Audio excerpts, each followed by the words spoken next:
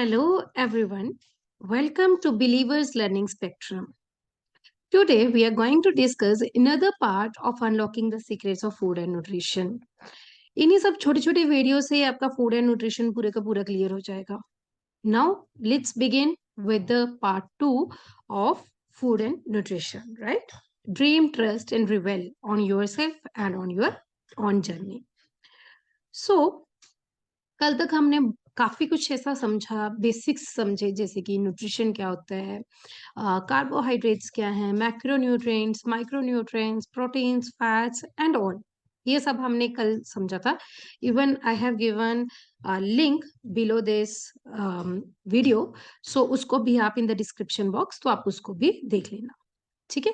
So now let's begin with the another part, that is the carbohydrates. कल तक हमने ये समझा था कार्बोहाइड्रेट्स किससे बनते हैं. Basically carbon, hydrogen and oxygen.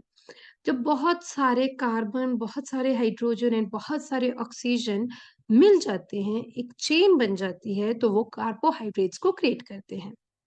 Right.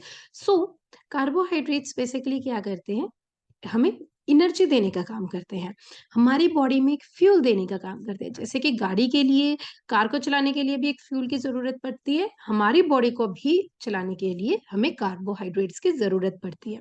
इसका मेन रोल क्या है, एनर्जी देना. Even it acts as a structural framework of RNA and DNA. सबसे पहली बात, आरएनए की फुल फॉर्म क्या है, रिबोन्यूक्लिक एसिड.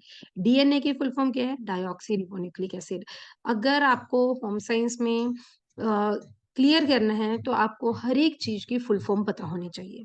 राइट. आरएनए की full form is ribonucleic acid, DNA is dioxy ribonucleic acid. So structural framework, structure का मतलब क्या होता है, सबसे पहले ये समझो व्हाट इज द स्ट्रक्चर, क्योंकि ये हमारे एग्जाम पॉइंट ऑफ व्यू से भी वर्ड काफी टाइम्स यूज होता है, तो आपको हर एक चीज का मीनिंग भी पता होना चाहिए. सो स्ट्रक्चर इज बेसिकली, अगर मैं घर की बात करती हूँ, एक घर को बनाना है, तो उसके आउटलाइन कैसी होगी घर की, is a structure. Same as it is, जब भी हम स्ट्रक्चर की बात करते हैं, तो हम आउटलाइन की बात करते हैं. Right. So RNA and DNA क्या है, हमारे ब्लड सेल्स में, RBC cells, red blood cells में हमारे बेसिकली आरएनए एंड डीएनए पाया जाता है. उनका जो स्ट्रक्चर है, उनका जो आउटलाइन क्रिएट करनी है, वो भी हमारे कार्बोहाइड्रेट्स क्रिएट करने में हेल्प करते हैं. It acts as a metabolic intermediates in the body. सबसे पहले समझो what is the metabolism. Metabolism basically क्या कर रहा है, आपका जब भी आपने खाना खाया, उसको जो डाइजेस्ट करने का कंप्लीट प्रोसेस है, is a metabolism. Metabolic intermediate क्या है, इंटरमीडिएट का मतलब होता है एक मिडल मैन, जो कि मेटाबॉलिज्म प्रोसेस में एक्ट करता है. इंटरमीडिएट इज जो मिडल पर्सन है, जो मिडल एक चीज है, जो कि हमारी मेटाबॉलिज्म प्रोसेस को प्रोसीड करने में हेल्प करती है, मेटाबॉलिक इंटरमीडिएट. सो वो मेटाबॉलिक इंटरमीडिएट क्या है, इसके ऊपर क्वेश्चन बहुत बार आता है. ATP. ATP is adenosine triphosphate. Adenosine triphosphate basically एक तरह का हमारी सेल्स को पावर देने का, हमारी सेल्स को एनर्जी देने का काम करती है एटीपी एनर्जी. ठीक है, इसको एनर्जी करेंसी या फिर power house of the cells भी बोला जाता है. सो इस इमेज में देखते हैं कैसे हुआ. देखो, कार्बोहाइड्रेट्स खाए, फैट्स खाए, प्रोटीन्स खाए, जब हमारी बॉडी में गए, मेटाबॉलिज्म प्रोसेस होना शुरू हुआ, वहां पे एटीपी एनर्जी प्रोड्यूस की हुई. जब एटीपी एनर्जी प्रोड्यूस हुई एंड एज वेल एज एक हीट प्रोड्यूस हुई, जब हम बोलते हैं हीट प्रोड्यूस होना, उसको एटीपी एनर्जी बोलते हैं. एंड उसने ही हमारी बॉडी के हर एक सेल को एनर्जी देने का काम किया, एटीपी सेल्स ने, एटीपी मॉलिक्यूल्स ने.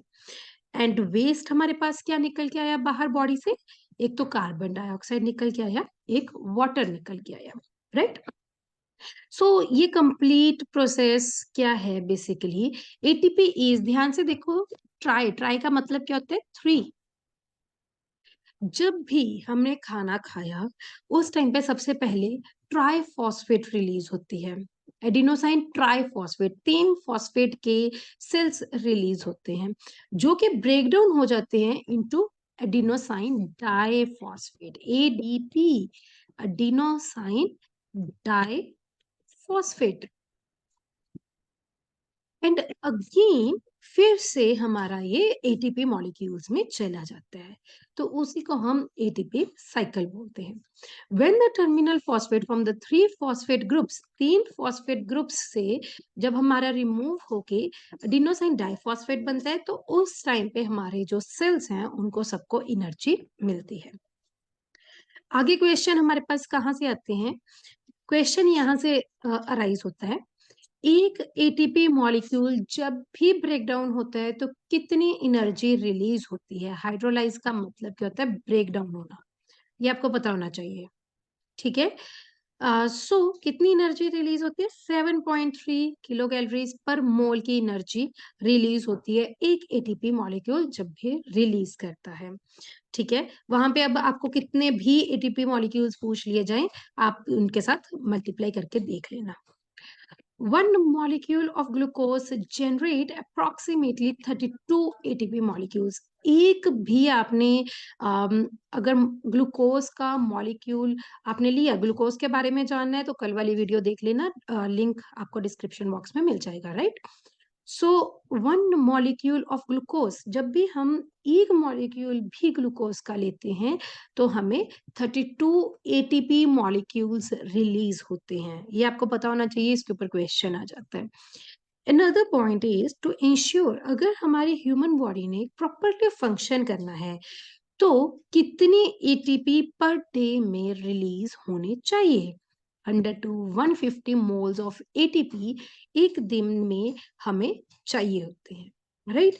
आई होप यहाँ से आपके बहुत सारे क्वेश्चंस निकल के आ गए। एटीपी के ऊपर बहुत सारे क्वेश्चंस आते हैं एंड मुझे लगता है कि एटीपी के बारे में सबको कंसेप्ट समझ में नहीं आता है।